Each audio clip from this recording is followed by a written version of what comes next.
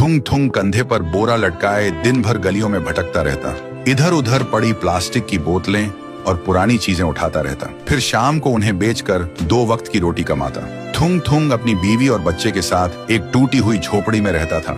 गरीबी इतनी थी कि कभी कभी नमक रोटी भी नसीब नहीं होती थी। भूख मिटाने के लिए पेड़ों के पत्तों का सहारा लेना पड़ता। फिर भी थुंग थुंग ने कभी चोरी का सहारा नहीं लिया। एक दिन थुंग थुंग थका हारा श्मशान के पास बैठा था। शाम ढल चुकी थी और हवा में जले हुए लकड़ों की बू थी। तभी उसे मिट्टी के नीचे से हल्की सी रोशनी चमकती दिखी।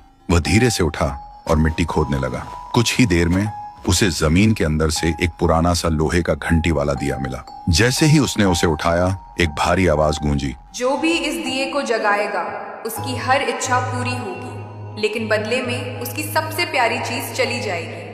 थुंग थुंग का दिल जोर जोर से धड़कने लगा।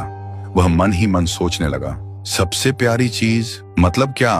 वह घर लौटा और बीवी को सब बताया। बीवी ने ध्यान से सुना। उसकी आंखों में डर भी था और थोड़ी सी उम्मीद भी। फिर बोली, 3 दिन से बच्चा भूखा है, क्यों ना पहले खाना मांग ले। थुंग थुंग ने कांपते हाथों से दिया जलाया और धीरे से बोला, हे दिए, मेरे भूखे बच्चे के लिए अनाज दे दो, बस पेट भर खाना दे दो। अचानक पूरी झोपड़ी अनाज और रोटियों से भर गई।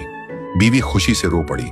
लेकिन उसी रात थुंग थुंग ने देखा उसका बच्चा चुपचाप कोने में बैठा है और उसे पहचान नहीं रहा। सुबह तक बेटा उसका नाम भूल चुका था। थुंग थुंग टूट गया, लेकिन घर में अनाज था और भूख खत्म हो चुकी थी। उसने खुद को समझाया, बाद में बच्चे का इलाज करवा लूंगा। फिर उसने सोचा, एक और बार इस्तेमाल कर लेता हूँ। इस बार उसने मांगा, हे दिए, पक्का मकान और दुकान दे दो। पलक झपकते ही टूटी झोपड़ी की जगह एक सुंदर पक्का घर बन गया और बगल में भरी हुई दुकान खड़ी थी।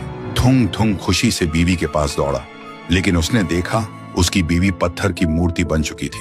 थुंग थुंग चीखता रहा, रोता रहा और कोने में रखा वह दिया हंसता रहा, क्योंकि शर्त वही थी, हर बार सबसे प्यारी चीज खोना। अब थुंग थुंग के पास बड़ा घर था, पर वह पूरी तरह अकेला पड़ गया था। वह रोते हुए पत्थर बनी बीवी को गले लगाकर बोला, मुझे ये अमीरी जिंदगी नहीं चाहिए।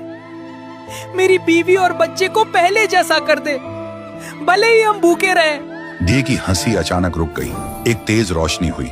जब रोशनी हटी, न पक्का घर था न अनाज का ढेर।